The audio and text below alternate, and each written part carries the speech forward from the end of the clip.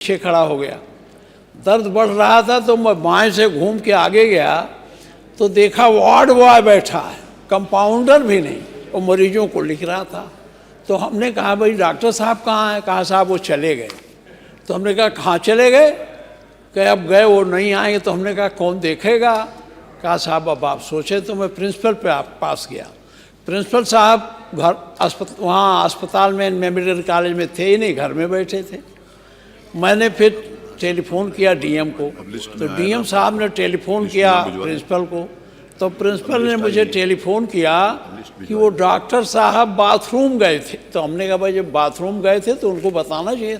मेरे कहने का मतलब है कोई डॉक्टर पूरे समय बैठता नहीं है, 12-1 बजे के बाद अपने कहीं क्लिनिक में चले जाते हैं।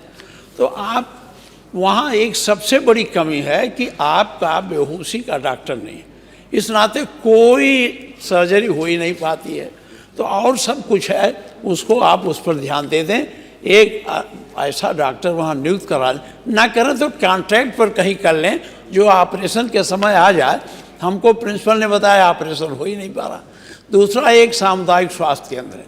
आपको आश्चर्य होगा, हमारा सामुदायिक स्वास्थ्य केंद्र 77 में स्वीकृत हुआ था। मैंने स्वीकृत कराया था, माननीय कौशिक जी मिनिस्टर थे। 2 सामुदायिक सेहत केंद्र उस समय पूरे प्रदेश में हुए थे।